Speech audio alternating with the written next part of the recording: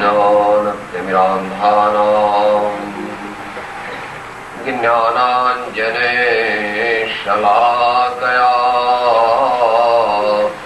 चक्षुः उन्मीलितं येन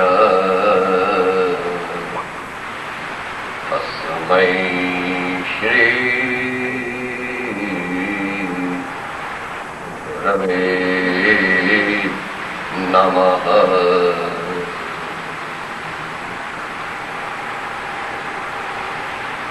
परम पुरुष प्रभु सद्गुरु परम ज्ञान सुखधाम,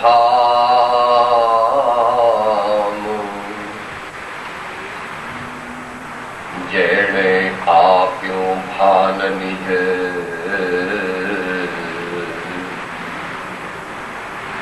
तेने सदा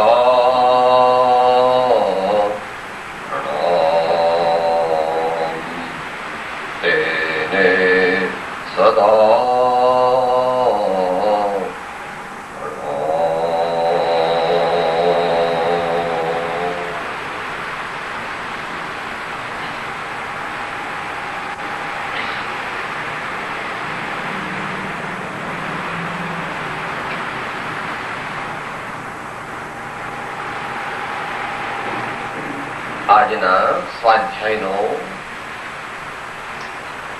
વિષય છે સપ્ત વ્યસન ત્યાગ.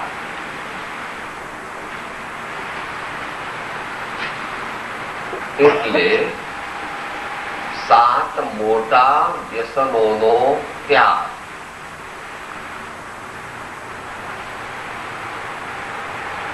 તો સાહેબ મોટા કીધા એટલે પાછા નાના હોય કે હોય? મોટા કીધા એટલે નાના છે એમ ઇમ્પ્લાઇડ છે. તમે કોઈ તમારે આવે અને તમે ઇન્ટ્રોડક્શન કરે, આ અમારે મોટો, એનો અર્થ એમ કે નાનો છે, ઇમ્પ્લાઇડ.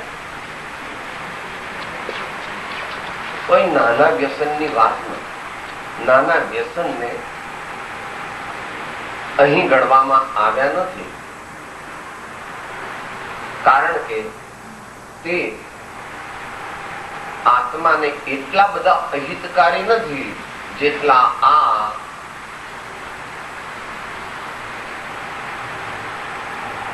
ઉત્તમ પદની પ્રાપ્તિમાં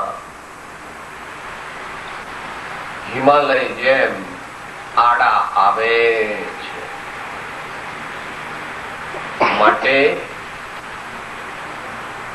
મોટા વ્યસનના ત્યાગની વાત ભગવાને પહેલા કરી છે. એટલું જ નહીં, સિદ્ધાંતમાં ભગવાન જ્ઞાની પુરુષોની વાણીમાં સર્વત્ર પહેલા મોટા પાપ છોડવા, પછી એનાથી નાના પાપ છોડવા, પછી એનાથી નાના પાપ છોડવા, એ રીતે આત્માની વિકાસની શ્રેણીનો ઉલ્લેખ જોવામાં આવે છે. પણ શ્રદ્ધામાં તો એમ છે કે મારે બધાય પાપ છોડવા છે. પણ આત્મા એટલે આપણે કઈ શ્રદ્ધા જેટલા નથી. માટે આપણે એમ વિચારીએ કે હું બધાય પાપ છોડી દઉં એવી શ્રદ્ધા કરીએ એટલે કઈ બધા પાપ છૂટે નહીં.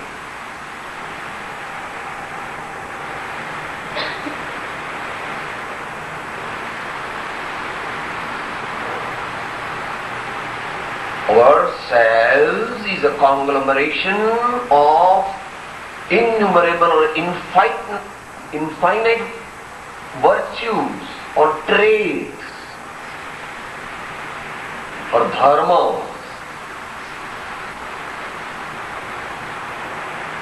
It is not only faith, it is not only knowledge, it is not only character, it is not only happiness, it is not only energy. Though these are the main traits of ourselves, there are many more, and therefore man doesn't become complete. That means he doesn't attain to complete Godhood unless all the virtues are developed fully. તો એ સામાન્ય વાત થઈ. હવે કોઈ કે સાહેબ આ વ્યસન એટલે શું? સાહેબ વ્યસન એટલે શું?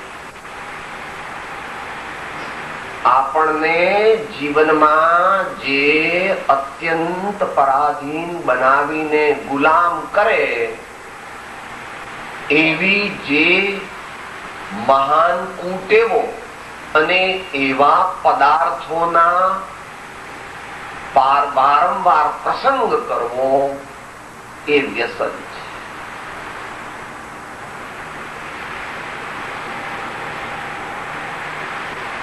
They are the root cause of slavery. દુનિયામાં તો બધા એમ કહે છે સાહેબ મારા માથે કોઈ ન જોઈએ, આઈ એમ ધ લાસ્ટ ઓથોરિટી, મને કઈ એવી રીતે ન ફાવે. દેશમાં પણ એવું હોય છે. વિદેશની સત્તા અમારા દેશમાં રાજ ન કરે, અમારા દેશના લોકો જ અમારા પર રાજ કરે. એટલે તિલક મહારાજે કહ્યું freedom is my birthright, freedom is my birthright એમ કીધું. પણ ભગવાને તો આધ્યાત્મિક દ્રષ્ટિએ અનંતકાળ પહેલા એવું કહ્યું છે કે freedom from all the karmas and impurities and adulterations in my true self is my birthright. આ નાસ્તિકની વાત ચાલે છે. જ્યાં નાસ્તિકની વાત કરીએ નેગેટિવલી જ્યાં વાત કરીએ ત્યાં પોઝિટિવલી સમજી લેવું, કારણ કે એક સાથે બે વાત બોલાય નહીં.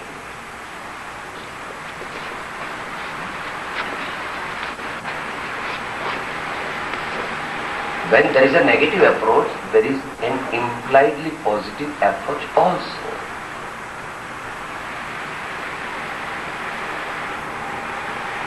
એટલે સ્વાધીનતાને પ્રાપ્ત કરવી એ આપણા જીવનનું ધ્યેય છે. અને એ આધ્યાત્મિક સ્વાધીનતા ને પ્રાપ્ત કરવી એને મોક્ષ માર્ગ કહેવામાં આવે છે. અને તેની ભૂમિકા જે છે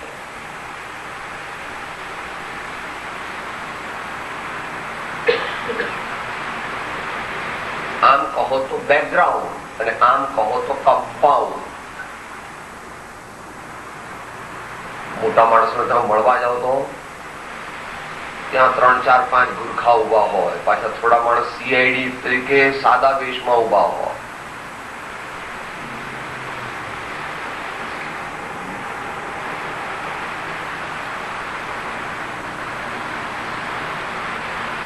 એને એ પહેલા તમારું ફર્સ્ટ સ્ક્રીનિંગ કરે, પછી તમે કમ્પાઉન્ડમાં દાખલ થાઓ, પછી સેકન્ડ સ્ક્રીનિંગ કરે ત્યારે તમે ચોકમાં જાઓ.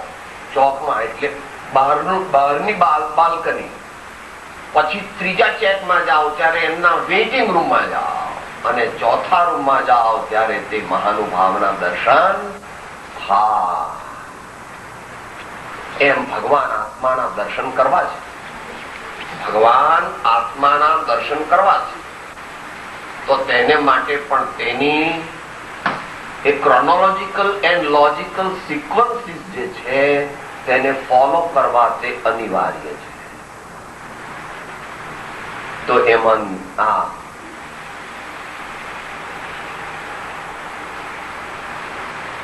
કહો તો બીજી સ્ટેજ છે. કારણ કે પહેલી સ્ટેજ એ છે કે મારે સુખી થવું છે, મારે શાશ્વત આનંદ પ્રાપ્ત કરવો છે, મારે કોઈ દુઃખ જોઈતું નથી, મારે ચિંતામાં રહેવું નથી, મને ગભરાટ થાય, અંદરમાં બીક લાગે, ડર થાય, ફફડાટ થાય એવી અવસ્થા જોઈતી.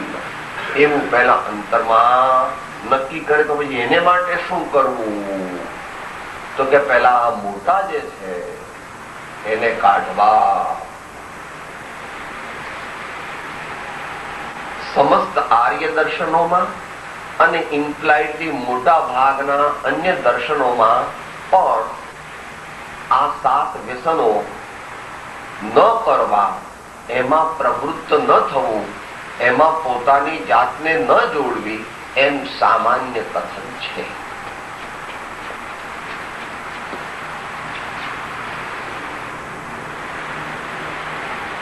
પણ એ રિફાઇન્ડ વેમાં મહાભારતમાં, બુદ્ધ ભગવાનના ઉપદેશમાં અને વધારે સટલનેસથી વર્ધમાન સ્વામીના ઉપદેશમાં જોવામાં આવે છે. એનું વિસ્તૃત વર્ણન પૂર્વાચાર્યોના શાસ્ત્રોથી જાણવું. આપણે તો અહીંયા અવલંબન લઈએ છીએ 17મી સદી સમયસાર નાટક. जुआ आमिष मदिरा दारी आहे टकचोरी पर नारी ये ही सत्य व्यसन दुखदाई दुरित मूल दुर्गति के जाय.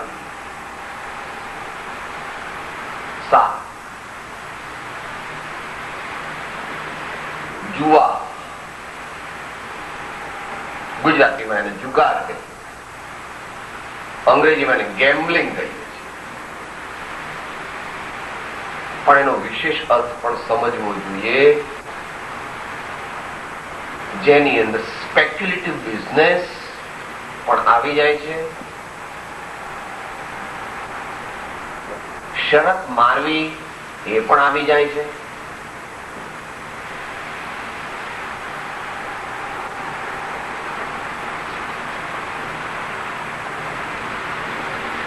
એવો જુગાર. કે સાહેબ એમાં શું વાંધો થાય? આપણે કદાચ લોટરી લાગી જાય તો કે લોટરી લગાવવાની જે ઈચ્છા અને તેના ફળની ઈચ્છા તે ઊંચી કક્ષાના મુમુક્ષુતાનો નાશ કરે છે. એનું લોજિક શું?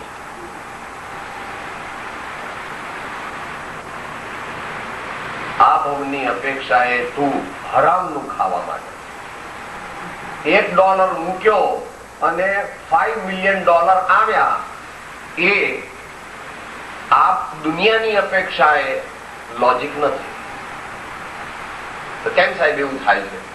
એ પૂર્વની કમાણી છે એટલે થાય છે, પણ એ કમાણી તે દુઃખદાયક છે. ત્યાં તમને એવું લાગે અમે તો એવું માનતા, ભલે કઈ વાંધો નહીં પેલા, પણ તું માને છે. કારણ કે જો તું એવું ન માનતો હોત તો તું ધંધો, વેપાર, નોકરી, ડોક્ટરી, વકીલાત, ચાર્ટર્ડ એકાઉન્ટ ભણું, એન્જિનિયરિંગ ભણું, કે બીજા કોઈ ટીચર કે પ્રોફેસર કે પ્રિન્સિપાલ કે કોમ્પ્યુટર ટેકનિશિયનની નોકરી કે ખેતી કે બીજું કઈ કરત નહીં. સાહેબ આપણે બધા લોટરી લગાવી, લોટરી પર આપણું જીવન. એવું હોતું નથી અને એવું તું કરતો પણ નથી બાય એન્ડ લાર્જ. અને જે કરે છે એ હિતકર નથી. બાકી તો તમે બધું છાપામાં વાંચેલું છે એટલે કહેવાની જરૂર નથી કે બહુ મોટી લોટરી લાગવાથી ગાંડા થઈ જાય છે. હર્ષના અતિરેકમાં મેન્ટલ બેલેન્સ અપસેટ થઈ જાય છે અને માણસ ગાંડો બની જાય છે, અથવા એ જાતનું એની કઈક વિપરીત આરોગ્યની અવસ્થા થઈ જાય છે. જુગાર એ તો ઠીક સાહેબ, પણ અમને કઈક ધર્મની દ્રષ્ટિએ સમજાવો કે આ તો તમે સોશિયો કલ્ચરલ આસ્પેક્ટ એના કહ્યા, પણ ધર્મની દ્રષ્ટિએ શું? કે જે જુગાર રમે ને, જે જુગાર રમે એનું મન નિરંતર વિહવળ રહ્યા કરે અને મને લાભ થશે કે નુકસાન? મને લાભ ક્યારે થશે? મને લાભ ક્યારે થશે? મને લાભ ક્યારે થશે? એનું નામ વર્ધમાન સ્વામી આર્ત ધ્યાન કહે છે. અને જેને આવું નિરંતર આર્ત ધ્યાન રહેતું હોય તે મનુષ્યને ધર્મની સિદ્ધિ યથાર્થપણે થતી નથી. એટલે એ આર્ત ધ્યાનની જ્યાં તીવ્રતા હોય, આર્ત ધ્યાનની જ્યાં મુખ્યતા હોય, ત્યાં ધર્મ ધ્યાન રૂપી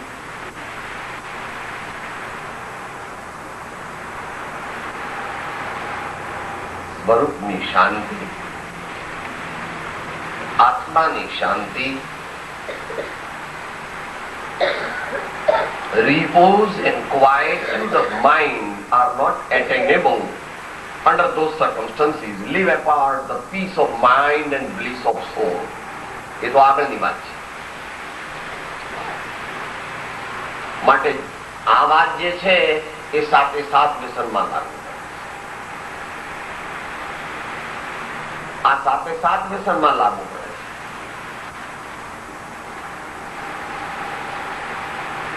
જ્યાં એમ વાત આવી કે હરામનું ખાવાની વાત છે, એનો અર્થ એમ છે કે અનંત તૃષ્ણા છે. અનંત તૃષ્ણા, જ્યાં અનંત તૃષ્ણા હોય ત્યાં આત્માનું ખૂન હોય. પાછું એનું એ છે ક્ષણ ક્ષણ ભયંકર ભાવ મરણે કા અહોરાચીર. ક્ષણ ક્ષણ ભયંકર ભાવ મરણે કા અહો રાચી રહો.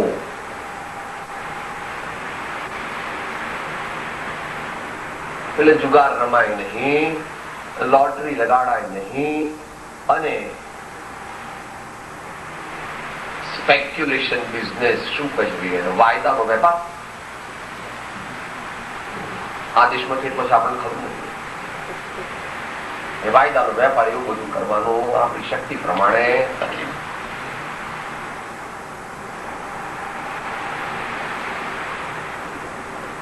જુઓ. આમિષ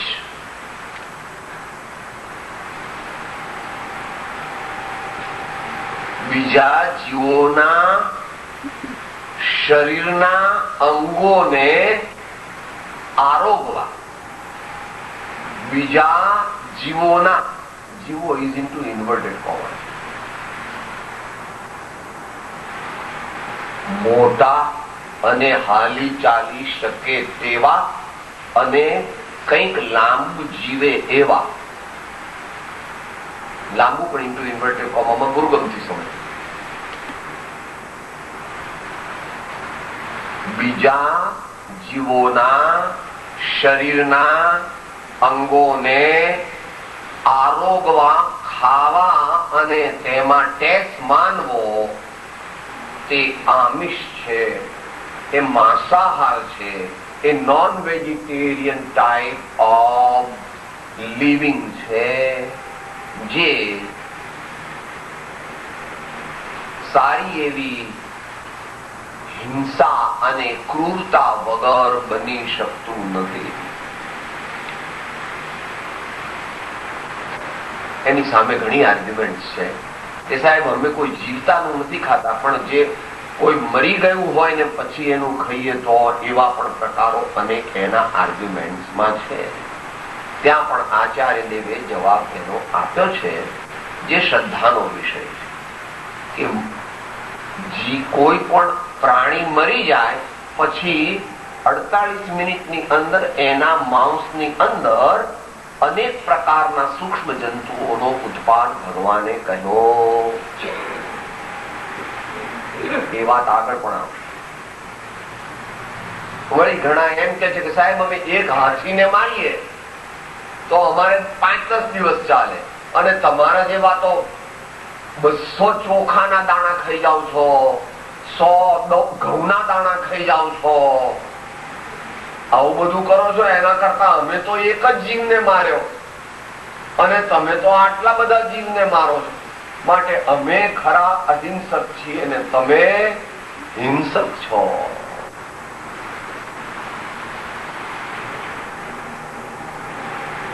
એનો પણ જવાબ ભગવાને આપ્યો. હાથીને મારવો હોય તો અત્યંત ક્રૂર પરિણામ કરવા પડે અને અનેક પ્રકારની કુયુક્તિઓ કરવી પડે. તમે કદાચ એમ કહેશો કે સાહેબ અમે તો એને અમુક જાતનું ઝેરનું ઇન્જેક્શન આપીએ પણ તો એ માઉસ ખવાય કે નહીં, એ પછી સાયન્ટિસ્ટોને પૂછવું. હાથીને મારીએ તો હાથીની વાત જવા દો, કુકડો હોય, કુકડાને મારો તો કુકડાને તમે મારવા જાઓ ત્યારે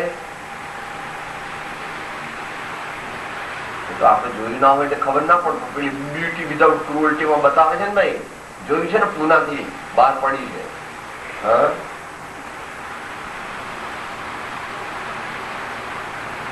દરેકને પોતાનો જીવ વહાલો છે.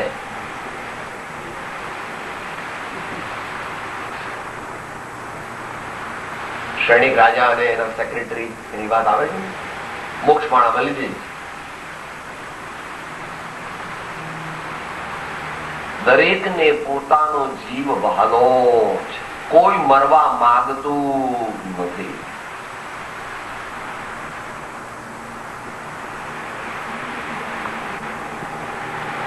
જ્યારે એવા કોઈ પણ મોટા પ્રાણીને મારવામાં આવે, મોટા પ્રાણીનો અર્થ પછી ભગવાને લોજિકલી કર્યો છે. 1 ઇન્દ્રિય વાળો, 2 ઇન્દ્રિય વાળો, 3 ઇન્દ્રિય વાળો, 4 ઇન્દ્રિય વાળો, 5 ઇન્દ્રિય વાળો, 5 ઇન્દ્રિય પણ મન વગરનો અને 5 ઇન્દ્રિયને મન વાળો, હાલી ચાલી શકે તેવો, એમ કરીને એનો વિસ્તાર લોજિક છે. આપણે એમાં અત્યારે જઈ શકીએ નહીં. પણ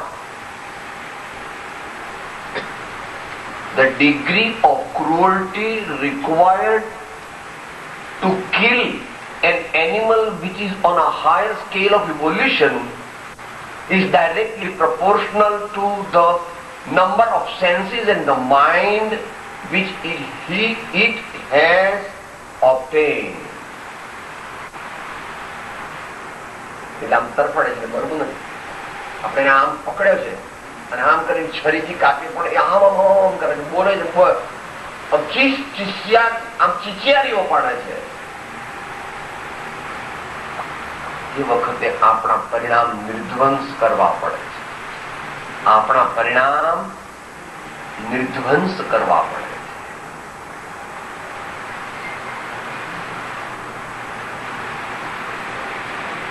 Irrespective of the consideration of this medium term and the long term consequences. નિર્ધ્વંસ એટલે શું? Irrespective of the consideration of the medium and the long term consequences of the act. એવા પ્રકારે જ્યારે કોઈ કૃત્ય કરવામાં આવે ત્યારે તેને નિર્ધ્વંસ કહેવામાં આવે. અને મહા મોહી જીવ કહે, સાહેબ પડશે એવી દેવાશે, અમે કઈ ડરતા નથી, નરકમાં જઈશું તો વાંધો નહીં, નરકમાં તે વખતે જોઈ લઈશું. કઈ એને ખબર નથી. એટલે અરે અહીંયા બસમાં, અહીંયા તમારા આ દેશમાં ન હોય, અમારે ત્યાં બસમાં ઉભું રહેવું પડે તો કેટલો અપસેટ થઈ જાય છે.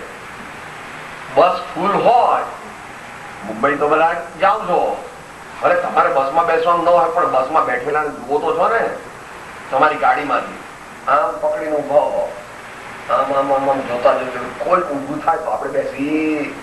એક નાની 5 મિનિટની 15 મિનિટની ઉભા રહેવાની ઇનકન્વીનિયન્સ સહન કરવાની શક્તિ નથી તો જ્યાં અનંત પ્રકારના દુઃખો અનંત પ્રકારે છે તેવા નરકની વાતમાં તું કહે છે કે સાહેબ હું કઈ તમારે જેવો બાયલો નથી, પડશે એવી દેવાશે ભરતનો દીકરો, ભડનો દીકરો, ભડનો દીકરો નથી પણ મહામૂર્ખ શિરોમણી છો. ખોટું ન લગાડો. કોઈને માટે આપણે કહેતા નથી, આપણી જાતને જ કહીએ. પણ વિનાશ કાળે વિપરીત બુદ્ધિ, વિનાશ કાળે વિપરીત બુદ્ધિ માટે ભગવાન કહે છે કે આ તારું જે આહાર છે તે બને તેટલો બધા જીવોનું ઓછામાં ઓછું નુકસાન થાય તેવો હોવો જોઈએ. સામાન્ય રીતે છોડ અથવા પ્લાન્ટ તેનું આયુષ્ય 3 મહિના 4 મહિનાનું હોય છે. તમે ઘઉં દળો નહીં, તમે ઘઉંને ચોખાને દળો નહીં તો પણ એ એના પ્લાન્ટ ઉપરથી તો વિધર થઈ જાય છે, WITHER. એટલે આંશિક એ નાશ પામે છે. આંશિક, though there is potential life in it, that's different. તો વેજીટેરિયનિઝમ એ તો બહુ મોટો વિષય છે, એ કાંઈ 1-2 દિવસમાં પૂરો થાય નહીં. પણ વિવેકી પુરુષોએ 1-2-3 સેકન્ડના લોભ માટે ઘણા જીવોને, મોટા જીવોને મારી નાખીને તેના અંગને ખાવા, તે on any even humanitarian grounds or philanthropic grounds it is not justified. It can never be justified on spiritual grounds because they are much higher than the philanthropy and the humanitarian grounds. પણ અત્યારે એની સર્વાંગ વિચારણા ન થઈ શકે. એક point છેલ્લો કહેવો જોઈએ કે સાહેબ, આપણે ઈંડા ખાઈએ ને તો બહુ આમ શક્તિ આવે, ચિકન ખાઈએ ને તો બહુ તાકાત આવે. તારી વાત પ્રત્યક્ષ દ્રષ્ટાંતથી પણ પરાજિત થાય છે. સૌથી વધારે બળવાળું પ્રાણી તે હાથી છે, પણ એ સ્ટ્રિક્ટલી વેજીટેરિયન છે. બળદ, ઓક્સ, હિપોપોટેમસ, ઊંટ, આ બધા પ્રાણીઓ ઘણા બળવાન હોવા છતાં વેજીટેરિયન છે. પણ આ તો દૂરની વાત છે. અમારે ત્યાં દેશમાં આવજો તો કોક વાર ભરવાડને બતાવશો શું ખાય છે. રોટલો અને પછી એની જ ગાયમાંથી આમ પાસે બાસણ કઈ નથી, ગાયના આંચળમાંથી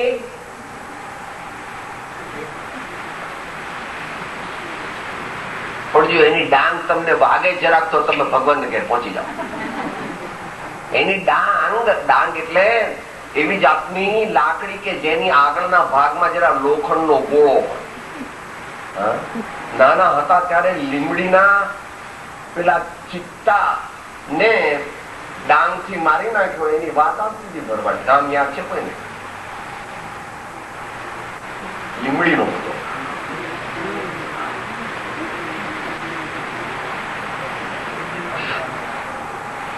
ના, આ લીમડીના ભરવાડની વાત. એનો હાથ તો કરડી ખાધો ચિત્તાએ, પણ બીજા હાથથી એક ડાંગ મારી અને એ ચિત્તો. અહીંયા આપણે કઈ આને માર્યું એટલે સારો ને આને ન માર્યું એ સમજવા નથી માંગતા. આપણે એમ સમજવા માંગીએ છીએ કે સાહેબ આપણે તો ખૂબ ઈંડાને આવું બધું કહીએ ને, ચિકન તો બહુ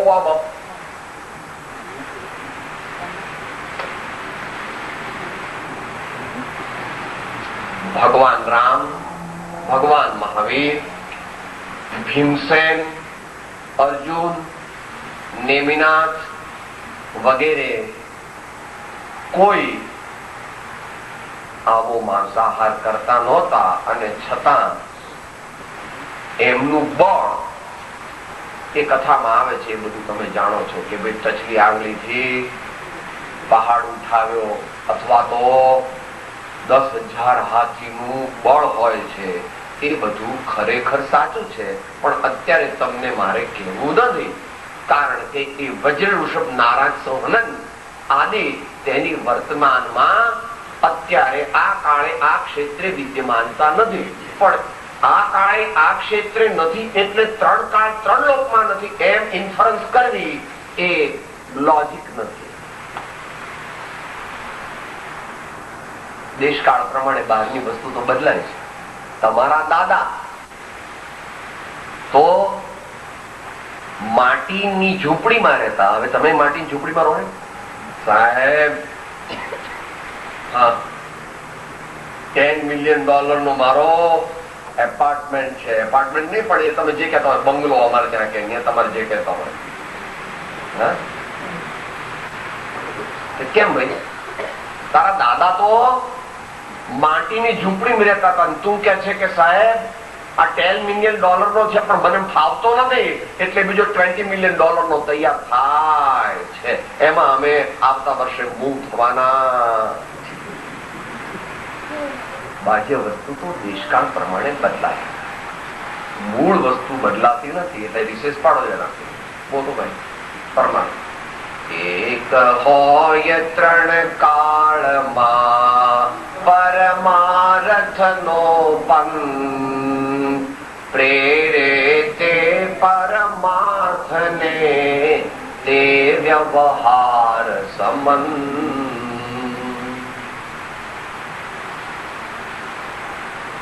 જરા જલ્દી જોવું એમ લાગે છે. જુગાર અને માંસાહાર. ત્રીજી વાત છે દારૂ પીવો તે મદ્યપાન. એની ઉત્પત્તિમાં પણ ઘણા જીવોનો નાશ થાય છે અને તેને પીવાથી બુદ્ધિ ભ્રષ્ટ થઈ જાય છે. આ બધા તો આધ્યાત્મિક કારણો છે, પણ તે ઉપરાંત તારા શારીરિક આરોગ્યનો અને તારા યશનો પણ નાશ થાય છે. ભારતની અપેક્ષા એ મુખ્યપણે કથન છે. દારૂડિયો માણસ હોય એને કોઈ બહુ સારો કહેતો નથી. તમારે અહીંયા પણ કદાચ સો-કોલ્ડ અપર સોસાયટીમાં પીતા હશે પણ એ દારૂડિયા ન હોય એવું હું માનું છું.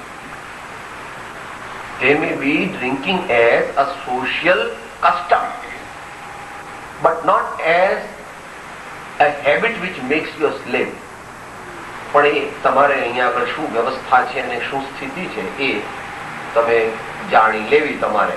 પણ એ વાત તો ચોક્કસ છે કે જેને 12, 13, 14 કલાક અગત્યના ડિસિશન્સ લેવાનું કામ કરવાનું હોય તો તેને દારૂ વગેરેનું પ્રયોજન અથવા તો તેનું એસોસિએશન એ એના જીવન સાથે ફિટ થતું.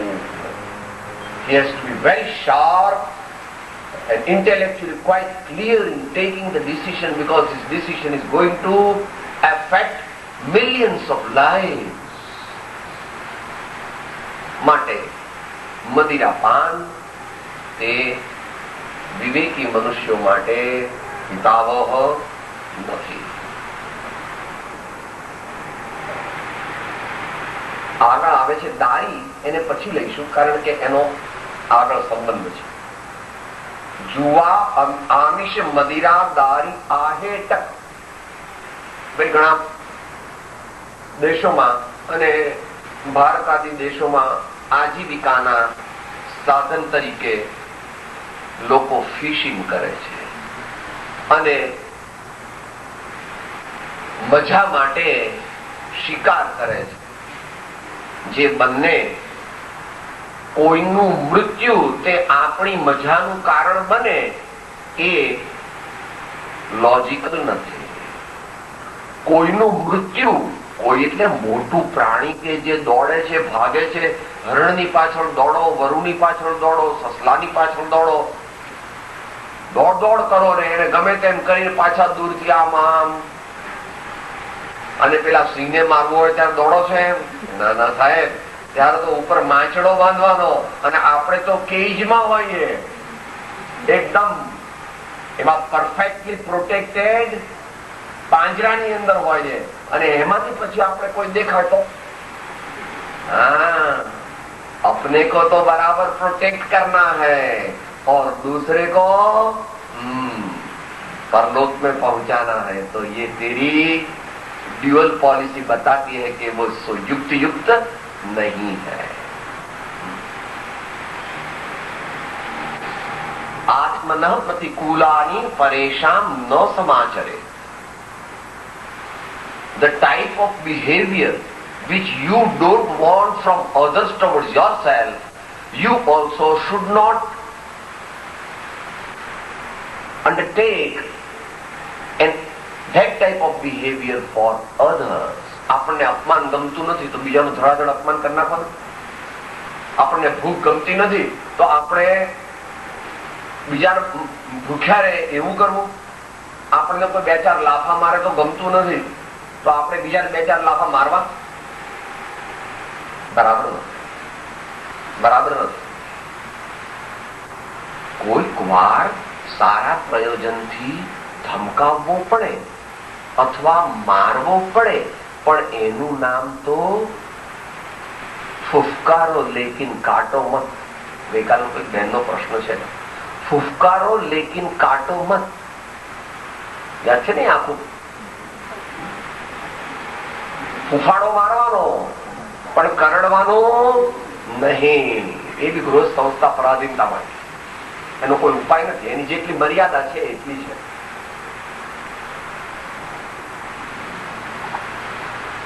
અહેતક શિકાર, હન્ટિંગ, ફિશિંગ, ચોરી. અહીંયા સ્થૂળ અર્થમાં ચોરી, મહાવ્યસન તરીકેની ચોરીની વાત થાય.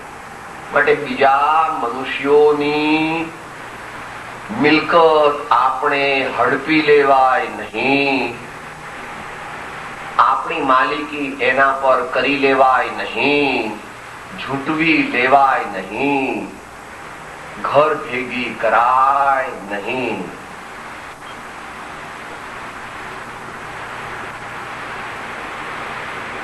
આ સપ્ત વ્યસનો જે છે એ કઈ આધ્યાત્મિક માત્ર નથી. તમારી દુનિયામાં પણ આવ્યા વ્યસન વાળાને રાજા વિવિધ પ્રકારની સજાઓ કરે છે. જજ પણ સેવા એવી એને સજા કરે છે.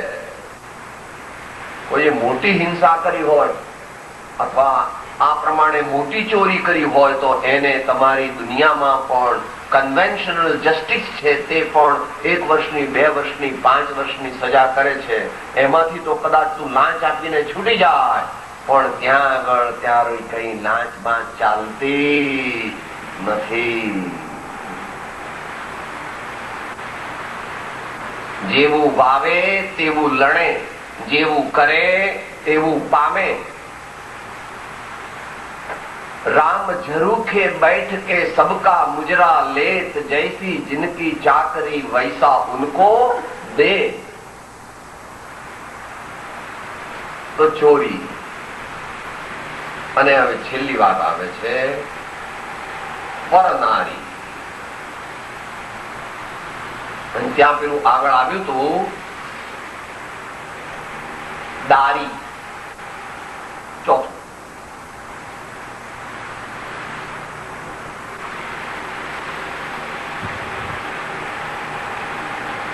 દારી અને પરનારી એ બંને મહાપુરુષો સજ્જનો માટે તો એક જ છે, પણ એનો ભેદ સમજાવે છે આચાર્ય.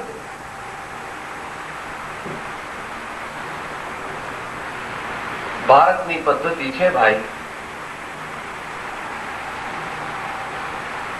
અગ્નિ સ્વજનો અને સમાજની સાક્ષીએ જેને પોતાની ધર્મચારિણી તરીકે સ્વીકારીને લગ્ન ગ્રંથિથી જેની સાથે જોડાયા હોય તેવી સહધર્મચારિણીને બાદ કરીને આ દુનિયામાં જે પણ કોઈ અન્ય હોય આ તે પરનારી.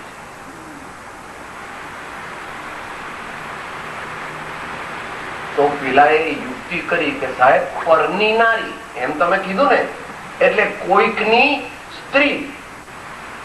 તો પછી ત્યાં આગળ આચાર્યને સમજાવવું પડ્યું કે દારી એટલે એને પહેલાના જમાનામાં નગર નારી કહેતા, વર્તમાન જમાનામાં એને વેશ્યા કહે છે.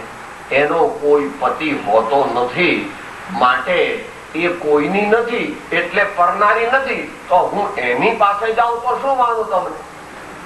તો કે એ પણ પરનારી છે આ અપેક્ષાએ, એટલે એને જુદી મૂકવી પડે.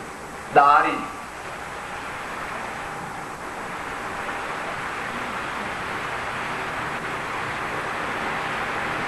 એનું મહાત્મ્ય તે વર્ણનનો વિષય નથી.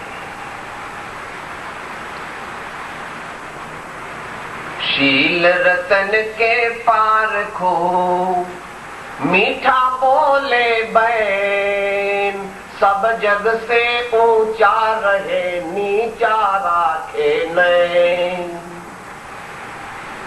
सब जग से ऊंचा रहे નીચા રાખે નૈન. આવી આપણે વિનંતી કરી છે 20 દોહરામાં. તુજવે યોગ સ્ફુરતો નથી, વચન નયન યમ નાહી, નહીં ઉદાસ અનભક્ત થી તેમ ગૃહાદિક માહી.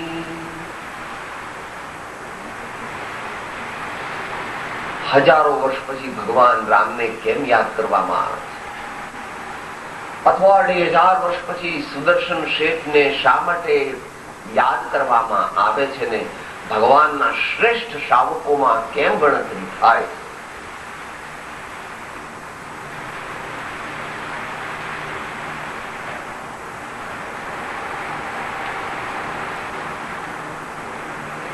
મોટા ભાગે એનો જવાબ નથી. એકલા બૌદ્ધિક સ્તરે એનો જવાબ નથી. વિચાર.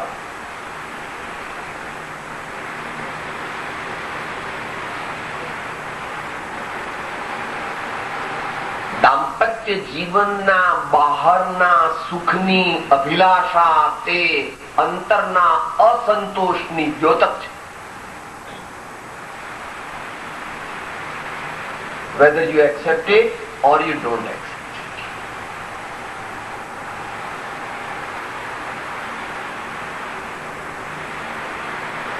તીવ્ર અસંતોષ હોય તો જ દાંપત્ય જીવનથી બહારના એક્સ્ટ્રા મેરિટલ રિલેશનશીપને એસ્ટાબ્લિશ કરવાનો અથવા તેને પ્રમોટ કરવાનો મનુષ્યના મનમાં વિચાર આવે છે. માટે ત્યાં સુધી એ બુદ્ધિગમ્ય છે. બસ પછી તો પ્રભુ શીલ એ આત્મા છે.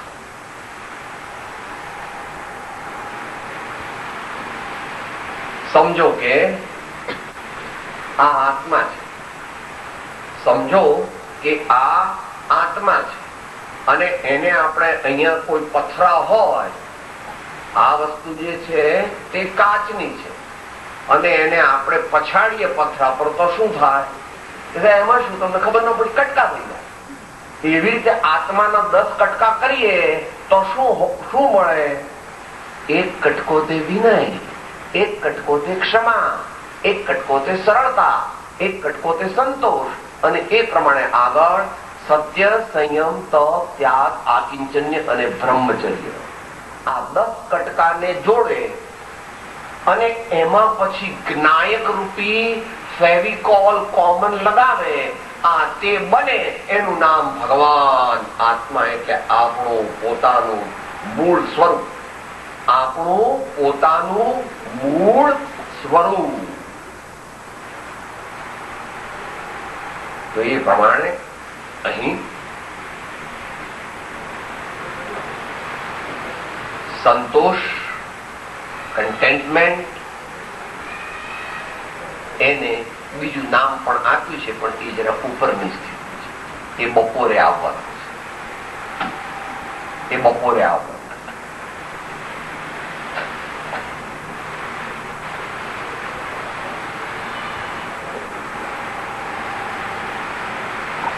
Satisfied with the regular bona fide married life, satisfied within the limits of the regular bona fide and socially accepted married life, that is essentiality for attaining to higher spiritual gains. બાકી આ તો આધ્યાત્મિક વાત થઈ. તું કે સાહેબ અધ્યાત્મ કઈ છે જ નહીં, અમે આવું કઈ માનતા જ કઈ માનો નહીં. ભાઈ દારૂ પીએ તો ડાક્ટરો બેઠા છે, પૂછો એમને શું થાય. gastritis, peptic ulcer, peripheral neuritis and alcoholic encephalitis with diminishing energy to give an appropriate judgment and discrimination. લોહીની ઉલટીઓ અને સિરોસિસ ઓફ લીવર, જળોદર અને કણસતા કણસતા મૃત્યુને પામવાની વાત છે. તે માત્ર એમાં નથી, અહીં તો દારૂની વાત કરી, એ પ્રમાણે બીજા પણ સમજી લેવા. અને અત્યારે અહીંયા કઈ કહેવાની જરૂર નથી. AIDS બરાબર ને ભાઈ? પહેલા સિફિલિસ ને ગોનોરિયા ને એવું બધું એ થોડું કંટ્રોલમાં આવ્યું છે, પણ અત્યારે લાખો રૂપિયા બધી ગવર્મેન્ટ ખર્ચીને કહે છે કે ભાઈ ધ્યાન રાખો, ધ્યાન રાખો, ધ્યાન રાખો. મારા સ્વામી કહે છે ધ્યાન રાખવાની જરૂર ન પડે એવું કરો ને બાપા. આપણે ધ્યાન રાખવાનું, પ્રોબ્લેમ થાય ને એનું સોલ્યુશન કરવું એના કરતા પ્રોબ્લેમ જ ન ઉભો કરવો. ઘરમાં શું કરો? રામ બતાવું છોકરાઓ કર્યા તોફાન કર્યા, છોકરા છે આપણે દરરોજ મારવા બેસી છોકરા, આપણે જરા સમજાવવાનું. પછી રાતના કેમ આવે બેટા ધ્યાન રાખવાનું, મોટેથી નહીં બોલવાનું, જો તને વાગી જાય ને ધ્યાન રાખ. પ્રોબ્લેમ ઉભો કરવો અને પછી પ્રોબ્લેમ નું સોલ્યુશન કરવું, એના કરતા prevention is better than cure એવું તો બધા સ્વીકારે. માટે સપ્તરસનો ત્યાગ તે મનુષ્ય માટે આવશ્યક છે. ભલે તારે ધર્મ જોઈતો હોય કે ન જોઈતો, કોઈ પણ મોટા પદની પ્રાપ્તિ તે દુરાચારી માણસને સામાન્ય રીતે થતી નથી. અપવાદ રૂપે કોઈને થાય તો તે પાપાનુબંધી પુણ્યના ઉદયથી થઈ છે, પણ અત્યારે જે કરે છે તેનું ફળ તો હવે પછી આવશે.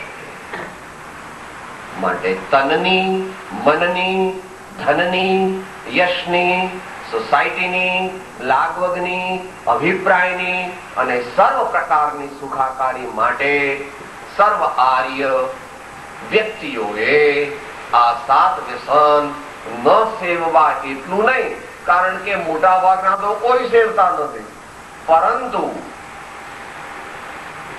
એવા અનએવોઇડેબલ સર્કમસ્ટન્સીસમાં મુકાઈ જાય ત્યારે પણ એ ન સેવવા પડે એટલા માટે સદગુરુ સંતોની સાક્ષીએ આજીવન 7 વ્યસનના ત્યાગની પ્રતિજ્ઞા કરવી એ જ શ્રેષ્ઠ ઉપાય અને complete security and addiction proof jacket છે. એડિક્શન પ્રૂફ સાચું જેકેટ છે.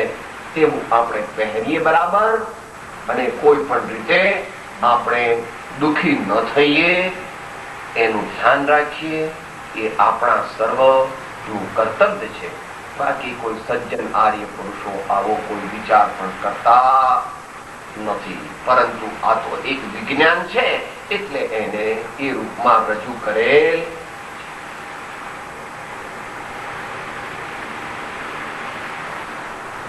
અંતમંગલ તરફ ચાલીએ. દેહ છતાં જેની દશા વર્તે દેવાતી, તે જ્ઞાનીના ચરણમાં ઓ વંદન અગણી. સદગુરુ પરમ કૃપાળો त्रिलोकनाथ की सब संतन की जय। आनंद ओम। હું આત્મા છું, આપનો સેવક છું, સૌનો મિત્ર છું, હું આત્મા છું, આપનો સેવક છું, સૌનો મિત્ર છું, હું આત્મા છું, આપનો સેવક છું, સૌનો મિત્ર છું.